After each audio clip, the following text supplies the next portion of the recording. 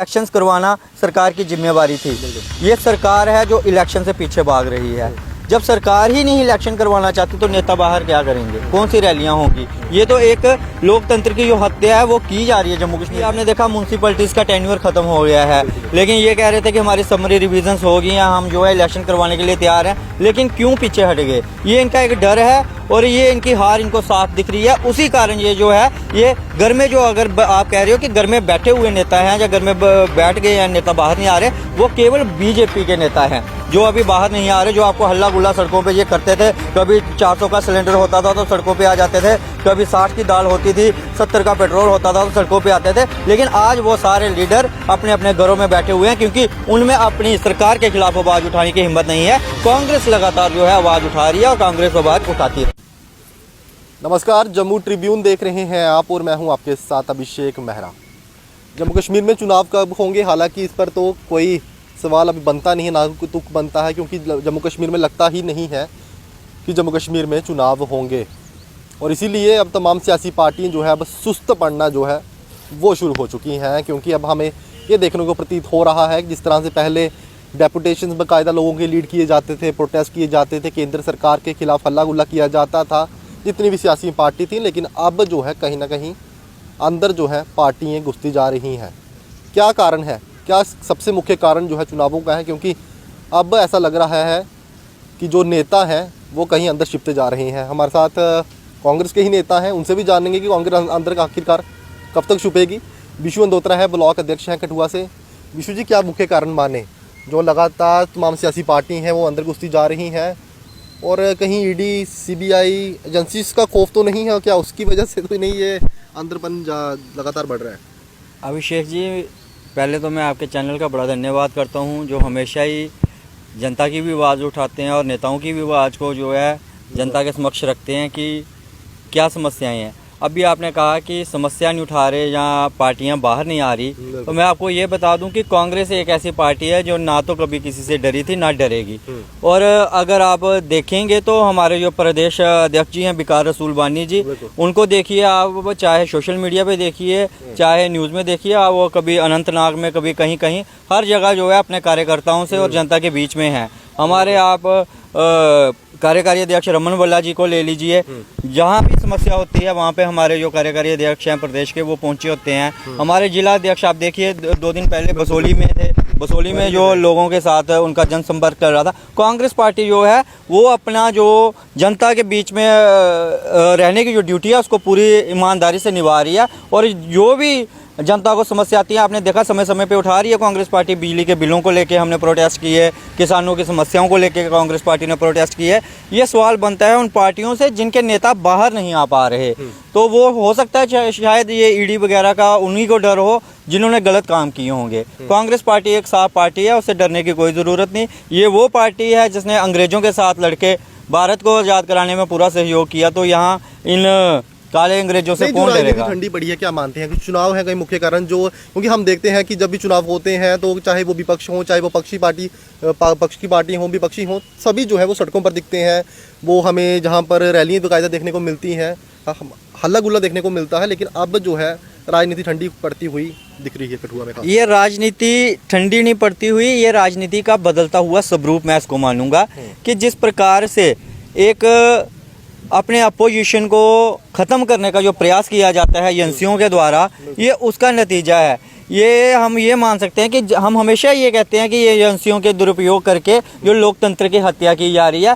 आज आप उसका जो उदाहरण देख सकते हो कि किस प्रकार आपको ये गिरावट दिखेगी। बड़े नेता सारे जो हैं कि बाहर नहीं आ पा रहे, जनता अपने जो आवाज़ है वो बुलंदी से उठा नहीं पा रही, क्योंकि ये जो सरकार ने एक डर का माहौल पैदा कर दिया हुआ है, ये उसी का कारण है। इसीलिए हम कहते थे कि जो लोकतंत्र की हत्या है ये सरकार कर रही है, और आज ये प्रूफ हो रहा है इन्हीं बातों से।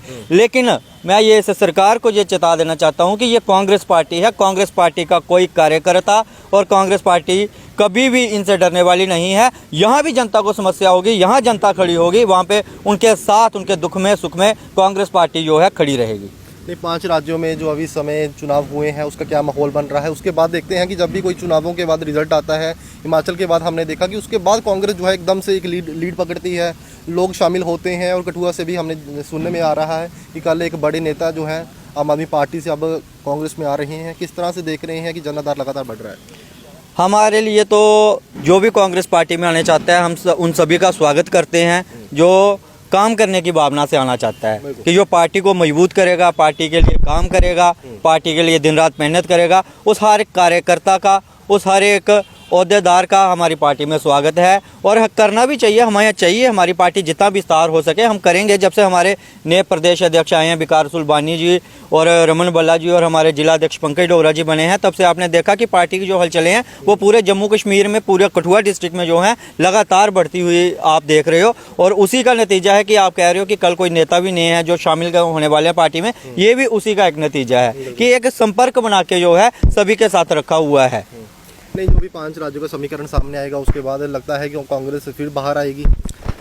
कांग्रेस तो मेरे हिसाब से तो हमेशा ही बाहर रहती है, लेकिन आप जिस हिसाब से कह रहे हो वो मैं समझ नहीं पा रहा। लेकिन हमारे हिसाब से कांग्रेस पार्टी जो है, हमेशा आप कहीं भी सेक्रेटरीट में चले जाइए, कहीं भी चले जाइए, यहाँ पे भी कहीं समस्या होती है, हमारे कार्यकर्ता वहाँ पे पूरा डट के मुकाबला करते हैं। और ये इस सरकार को भी शर्म आनी चाहिए कि क्यों हमारे लोगों को, हमारी जनता को इतना हरास किया जा रहा है कि उनको एक के बाद एक दुख दिए जा रहे हैं। क्या इसी दुख देने के लिए सरकार को चुना गया था? अब ये इलेक्शंस करवाना सरकार की जिम्मेवारी थी।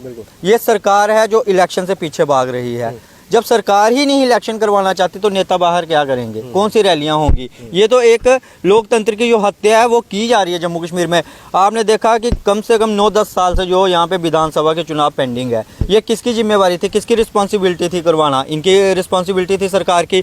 अब भी आपने देखा म्यूनसिपलिटीज़ का टेन्योर खत्म हो गया है, लेकिन ये कह रहे थे कि हमारी समरी रिविजन्स होगी या हम जो है इलेक्शन करवाने के लिए तैयार हैं, लेकिन क्यों पीछे हट गए? ये इनका एक डर है और ये इनकी हार इनको साफ दिख रही है। उसी कारण ये जो है, ये घर में जो, अगर आप कह रहे हो कि घर में बैठे हुए नेता हैं या घर में बैठ गए या नेता बाहर नहीं आ रहे, वो केवल बीजेपी के नेता हैं जो अभी बाहर नहीं आ रहे, जो आपको हल्ला गुल्ला सड़कों पे ये करते थे। कभी 400 का सिलेंडर होता था तो सड़कों पे आ जाते थे, कभी 60 की दाल होती थी, 70 का पेट्रोल होता था तो सड़कों पे आते थे। लेकिन आज वो सारे लीडर अपने अपने घरों में बैठे हुए हैं, क्योंकि उनमें अपनी सरकार के खिलाफ आवाज़ उठाने की हिम्मत नहीं है। कांग्रेस लगातार जो है आवाज़ उठा रही है और कांग्रेस आवाज़ उठाती रहेगी। जिस तरह से मैंने कहा कि नए साथी लगातार कांग्रेस से जुड़ रहे हैं, लेकिन अपने ही साथियों की आपकी हमेशा से शिकायत रहती है कि जब भी कोई नए साथी आते हैं तो पुरानों को कहीं ना कहीं दरकिनार किया जाता है। यही जो है प्रदेश कांग्रेस कमेटी के जो भी हमें जो लिस्ट सामने देखने को मिली, उसमें भी कई जो पार्टी से पहले छोड़े हुए साथी थे वो एक बार पार्टी में आते हैं, लेकिन उन्हें ओहदे मिलते हैं। लेकिन जो पुराने साथी थे उनमें भी कहीं ना कहीं ये गुस्सा हमें नज़र आ रहा है और वही अब नतीजा है कि वो लगातार अब जो भी कांग्रेस कमेटी की जितनी भी मीटिंग्स होती है उसमें शामिल नहीं होते। क्या मानते हैं? नहीं, जो नेता ये सोच के या जो कार्यकर्ता कांग्रेस की विचारधारा के साथ जुड़ने के लिए आएगा वो हमेशा कांग्रेस के साथ रहेगा। अगर कोई नेता या कोई भी कार्यकर्ता अपने पर्सनल बेनिफिट के लिए पार्टी में आता है तो उसके लिए हम कुछ नहीं कह सकते, क्योंकि वो आया ही पर्सनल बेनिफिट के लिए है। तो उसके लिए वो कांग्रेस का जहाँ किसी भी पार्टी का लॉयल नहीं हो सकता। लॉयल्टी के लिए ये है कि अगर आप किसी पार्टी में जाते हो तो उसकी विचारधारा को देख के जाते हो कि इसकी विचारधारा क्या है। कांग्रेस की सेकुलर विचारधारा है। हम अगर कांग्रेस के साथ जुड़े हैं तो हम उसकी सेकुलर जो विचारधारा है उसके साथ जुड़े हैं, क्योंकि हमें ये नहीं, हम डिवाइसिव पॉलिटिक्स नहीं करना चाहते कि हिंदू को बांटे, मुसलमान को बांटे, सिख को। हमारा देश ये एक गुलदस्ता है, इसमें हर प्रकार के फूल हैं। हिंदू भी है, मुसलमान भी है, सिख भी है, ईसाई भी है। उसी प्रकार जिस प्रकार हमें देश मिला था हम चाहते हैं कि उसी प्रकार देश रहे और देश में भाईचारा कायम रहे। तो उस विचारधारा से हम कांग्रेस के साथ जुड़े हुए हैं और हमेशा जुड़े रहेंगे, क्योंकि विचारधारा कभी चेंज नहीं होती। इंसान के जो पर्सनल बेनिफिट्स हैं वो चेंज हो सकते हैं, लेकिन पार्टी की जो विचारधारा है, हम पार्टी की विचारधारा से जुड़े हैं, पर्सनल बेनिफिट। पुराने साथी स्वागत करते हैं जब भी कोई नया पार्टी में आता है, लेकिन बाद में हमें ये देखने को प्रतीत होता है कि पुरानों को दरकिनार किया जाता है, नए लोगों को ओहदे दिए जाते हैं बड़े बड़े। तो वो किस तरह से देखें, फिर वो लोग नाराज होते हैं, फिर पार्टी बढ़ती है आपस में। नहीं, किसी को नाराज नहीं किया जाता है। जैसे पार्टी को लगता है कि जिस प्रकार की जिम्मेदारी जिस कार्यकर्ता की जिस नेता की पार्टी को लगता है कि ये इस तरह का रोल निभा सकता है, उसको उसी तरह की जिम्मेवारी दी जाती है। किसी को कैंपेनिंग कमेटी में डाला जाता है, किसी को जिला कमेटी में डाला जाता है, किसी को ब्लॉक की कमेटी में डाला जाता है, वो पार्टी देख लेती है, पार्टी आंकलन करती है कि किस प्रकार का जो इनके अंदर टैलेंट है, कहाँ पे हम इसको यूज़ कर सकते हैं अपने कार्यकर्ताओं को। तो उसी हिसाब से उनको जो है वो ओहदे दिए जाते हैं, उसी प्रकार से उनको रिस्पॉन्सिबिलिटीज़ दी जाती है। इसमें ये नहीं है कि कांग्रेस पार्टी में कोई फूट पड़ती है या कांग्रेस पार्टी के में एकजुटता नहीं है। कांग्रेस पार्टी हमेशा एकजुट है और एकजुट होकर ही जो है इस बीजेपी सरकार का जो है मुकाबला करेगी और इस बीजेपी सरकार को यहाँ जम्मू कश्मीर से खदेड़ेगी। तीन तारीख को जो भी समीकरण आ रहे हैं चुनावों के 5 राज्यों में, उसमें कांग्रेस का क्या हाल है इस समय, क्या लगता है आपको?